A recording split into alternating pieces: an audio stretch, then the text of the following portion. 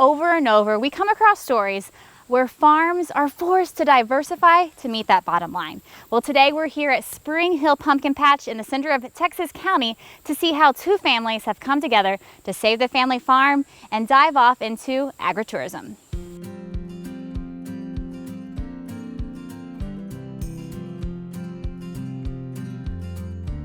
So we are sitting here in the middle of your little community, rural community under a walnut tree. And we're going to talk about agritourism and how you diversified your farm. And that's where we're at. We're at your farm. So farming was your background. And I understand it's a co-ownership. So before we talk about that, let's talk about the decision to do something different because the farming wasn't working. So 2008, I was a dairy farmer since 1987. All I really ever knew, I thought I was good at it. The economic crisis happened. I was watching the farm program and they were talking about how people were losing their houses. So I went to milk that morning kind of smug, like we're insulated from that. What I didn't realize was those were the people buying our products, the exports.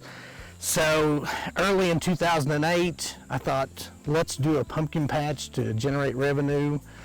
What I didn't realize, it took 3 years for it to be a true revenue generator. You know, it's any small business is a struggle, and you've got to get the word out. You got to have people actually pay you for their experience. We're in Texas County, in the heart, next to Wright County, in the heart of dairy country in southern Missouri, and you see people going out of business or figuring out how to diversify or having to expand to meet it. You guys stuck with agritourism, and then you brought in your business partners, your friends down the road.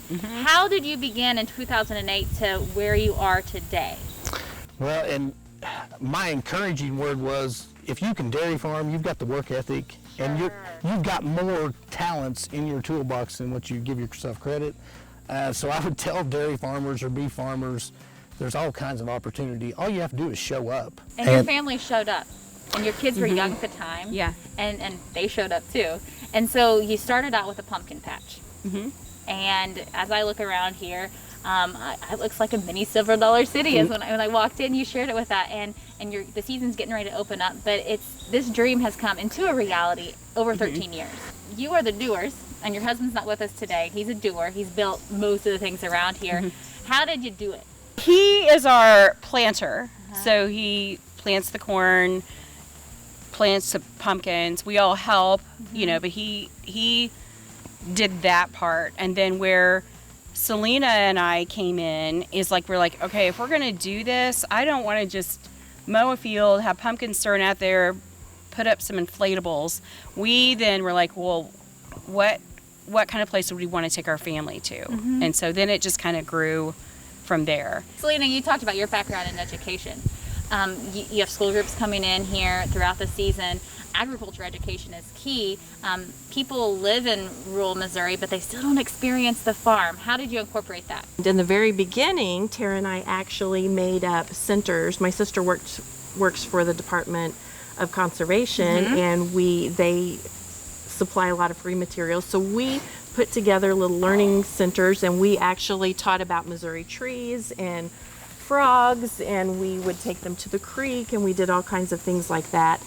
It's so much more than a playground, you know, where kids can just run and play. They get to be creative. The mud kitchen. Oh my gosh, I made mini mud kitchens. Growing up myself in the little playhouse, my 6-year-old would never leave. And so I think that's the atmosphere you're building. It's centered around young people and families and being creative and learning and walking away with much more than a day at a playground. Yes. Right. Now, and we tried to come up with things. While it was very easy for Tara and I to come up with ideas for little kids and the playhouses and the playgrounds, we gradually over time have tried to come up with things for older kids and adults. But we got some pedal carts this year that are big enough for adults to ride. And we have archery tag, which is kind of like an overblown Nerf archery. So we've tried to go from young kids all the way up, you know, to adults, to have something for everybody. And along with the picnic areas, families will just come out on the weekend and just make a day of it.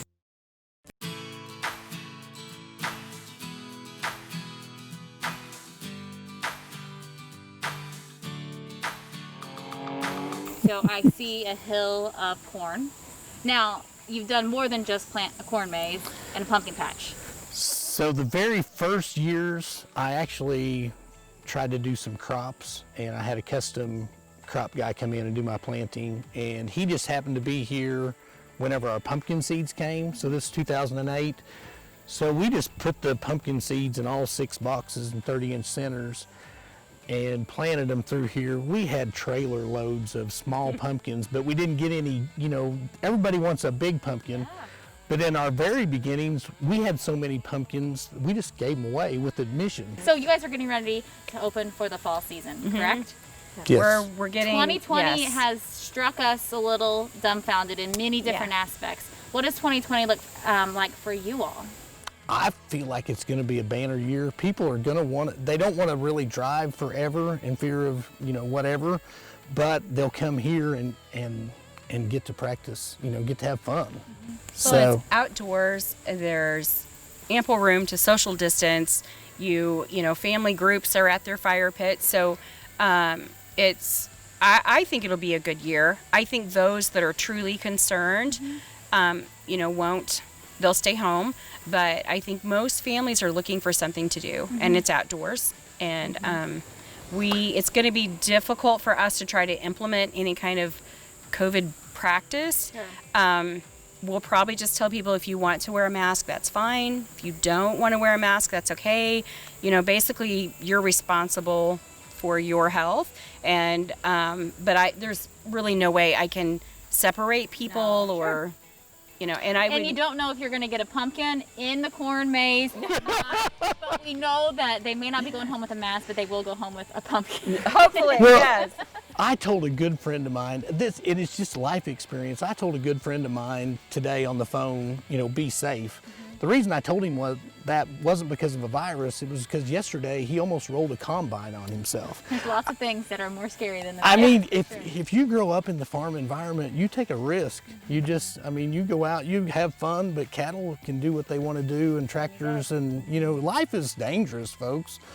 So, go ahead. I'd like to say earlier when Duncan was talking, he was being humble. He started so many different things and gone on to others. But my husband and I have watched Duncan and Tara over the years, and they have had many small businesses and they've done many things, but they persevere, they work, they see something that works, and then they work more on, add something else, and they learn new things, and they are really an inspiration watching all that they can accomplish.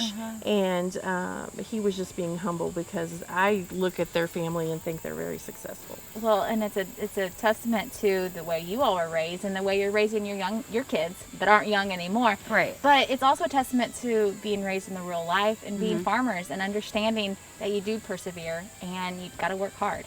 Last but not least, maybe the most important part is, how can folks learn more about you? Is Facebook the best option?